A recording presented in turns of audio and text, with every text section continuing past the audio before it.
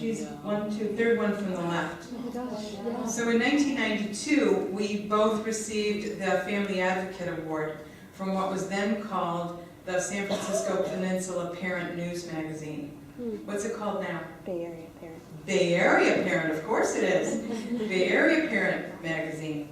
Yeah, I think that was the first year they gave out those awards. So back then, between 1990 and 1996, I worked with rec departments, church groups, a family wellness center, and spirited women who found local resources to pay me my modest fee, secure a location, and round up a core group.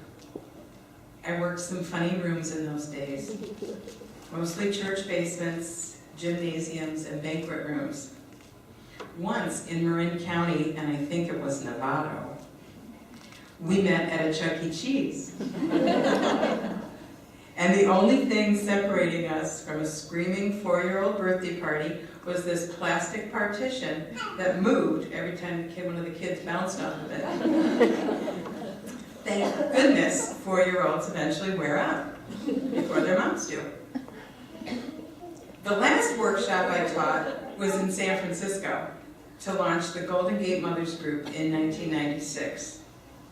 One of their founders, Wynn Burkett, qualified as one of those spirited women who could mobilize people. She raised the money needed to pay me and found a meeting room for the 4 workshop sessions. The boardroom at 101 California Street. For those of you unfamiliar with 101 California, it's a 48-story skyscraper in the financial district. When I walked in and I saw the view, the high back leather chairs, and the 20-foot conference table, I said to myself, it's no Chuck E. Cheese, but it'll do. At the same time, stories appeared in some national publications like Sesame Street Parents Magazine, and women from 35 states ordered my book so they could start their own clubs. Truthfully, I didn't have the bandwidth to follow their progress, so I only have a vague idea of how many clubs actually materialized and are still flourishing. This was another lesson in legacy for me, to contribute what I can and then to let it go, believing that others will take from it what they need and manifest their own unique vision. My Mother's Club work opened many doors at that time in my life. In 1994, I received a phone call from a new member of the Southern Marin Mothers Club. Her name is Carol Kamen, and she taught workshops of a different kind. Personal growth and consciousness through a combination of teachings from folks like Joseph Campbell, Carl Jung, and Jack Kornfield, among many others. I studied with her community for 3 years, and it has forever changed my life. Had I not dared to start Mothers Clubs throughout the Bay Area, I wouldn't have met Carol, and I wouldn't have been introduced to the resources and practices that have fed my soul these past 20 years. As the Buddhists say, I bow to what brought me here. In 1995, I graduated from San Francisco State with a bachelor's in sociology at the age of 40. I shared graduation celebrations with my daughter Claire, who completed 5th grade at the same time. It was time for me to make some real money so I could pay for my daughter's education and contribute to our household income. I worked at the Child Care Coordinating Council for a few years and had a short stint at women.com during the .com craze. They had hired me to build online community. Specifically, we were going to launch an online mentoring program. Great idea, very exciting, but we started a little too late. 7 months later, the .com bubble had burst, and I was laid off in the first round. Another crucible moment. Where was my career headed? I felt like I was floundering. My experiences were so disparate. I was insecure about the value of my Mother's Club years, not knowing if the business world would embrace my background. This, by the way, is a group of all the leaders of the Peninsula Mothers Clubs, and I think that's in 1992 or 93, does it say? 92, yeah. And me in the front with those big glasses. Emma really got a kick out of the fashions.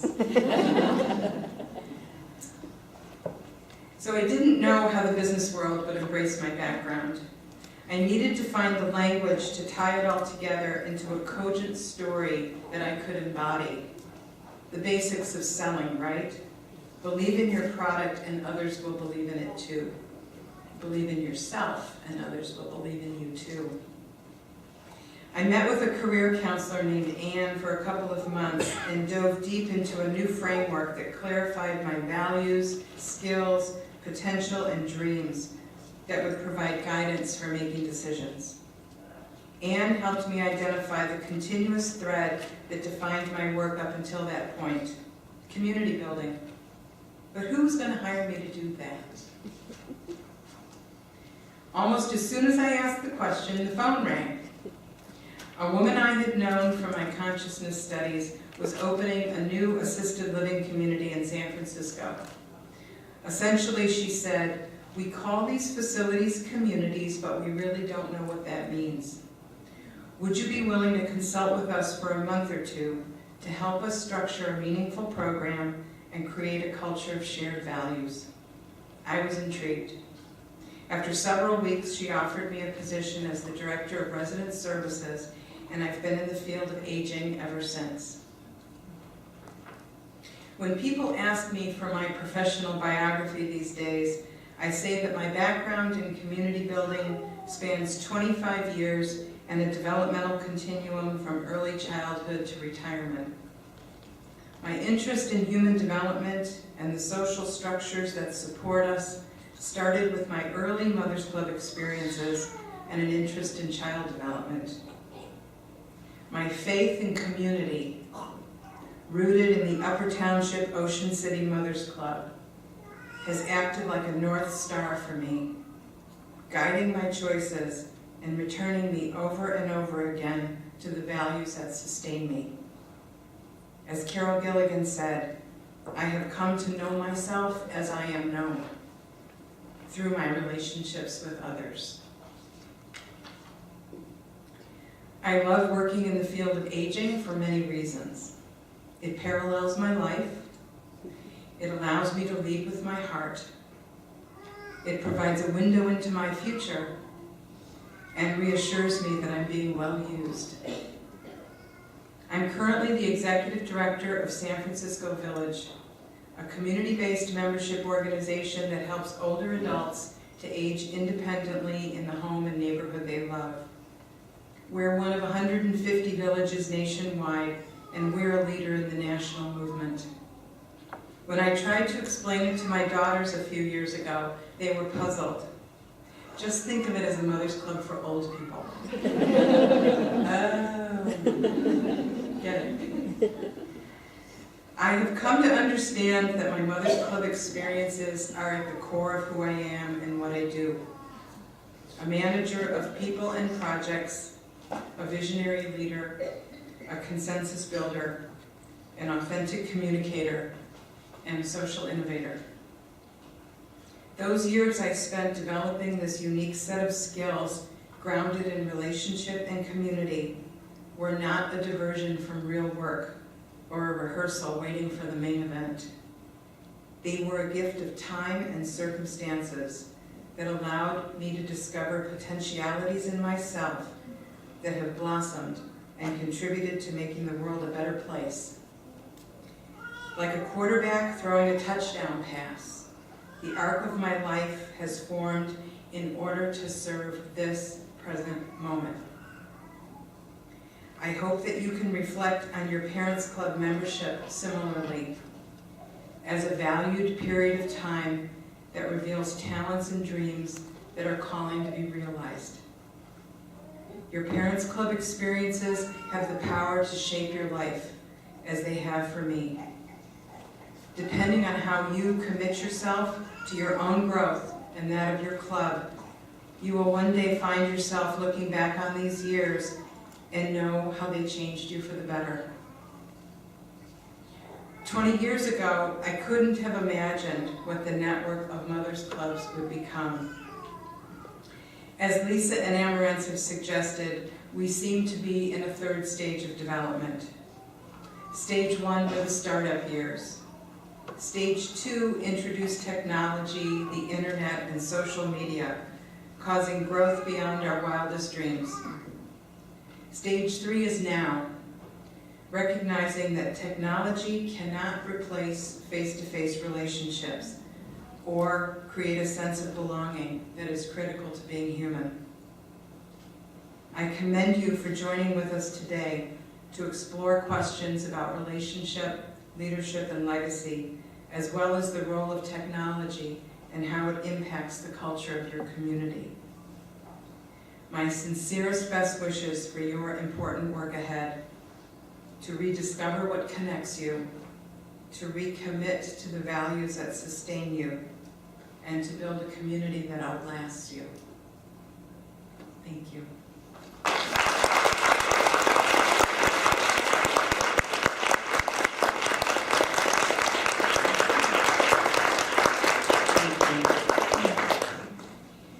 So we have some time for a couple things. We thought maybe if anybody had any questions, I would be happy to answer them.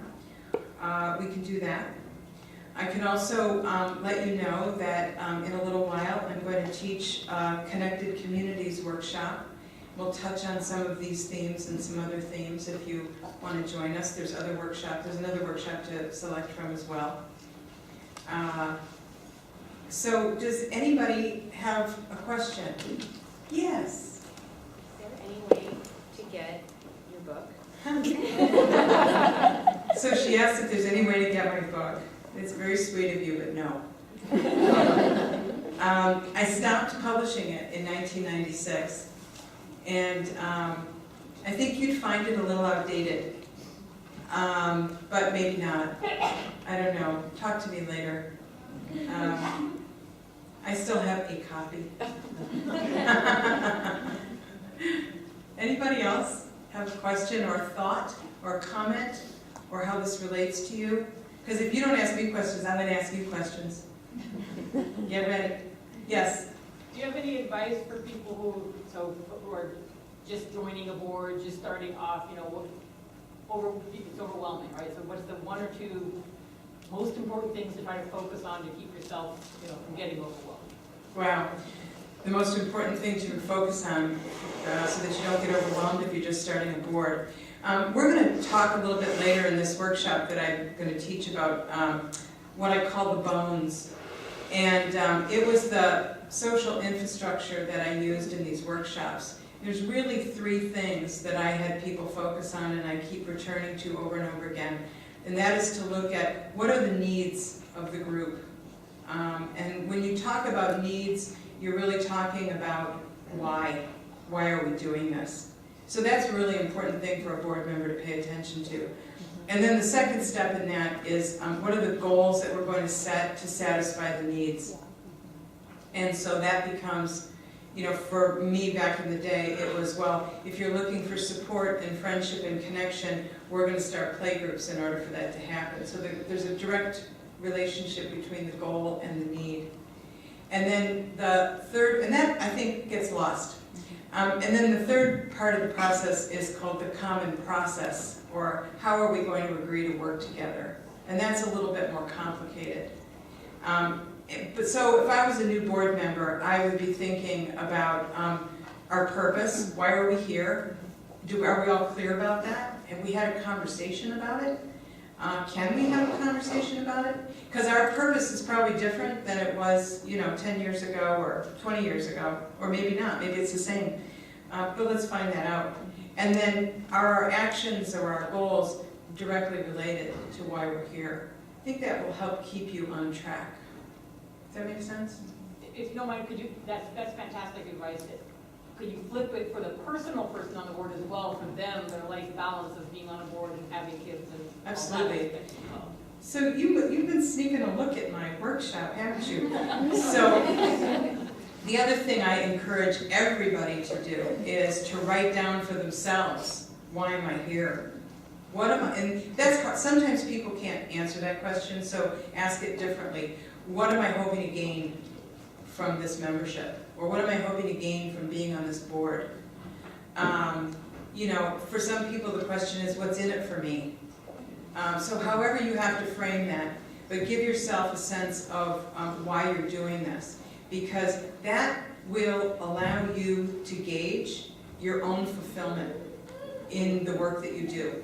And it doesn't become something external to you. You know, like, well, I didn't really get what I was looking for, and it's everybody else's fault. You know, have you ever done that?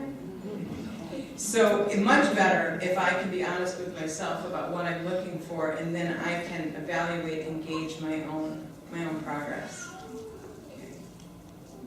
Yes? So you said there's 3 stages, when we're the 3rd stage. So in an established group, how do you, in today's world, keep it going and sustain the organization and the biggest challenge related to that? That's such a great question. So in the 3rd stage of development where we are now, how do you sustain it? How do you keep it going? That's what this conference is about. That's what Parents Clubs on Board is all about, is looking at those critical questions that relate specifically to your club.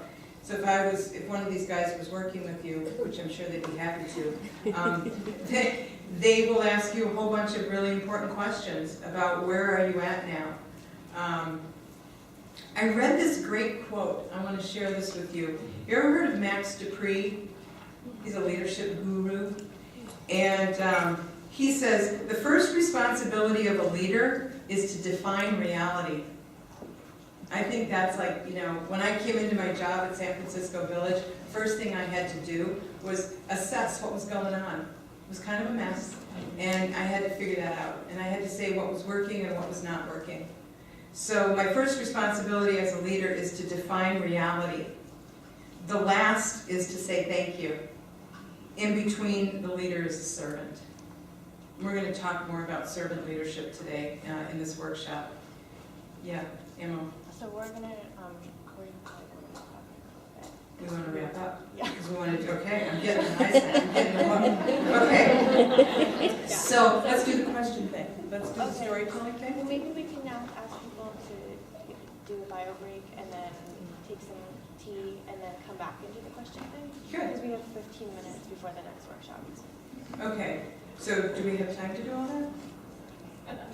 Okay. So are you guys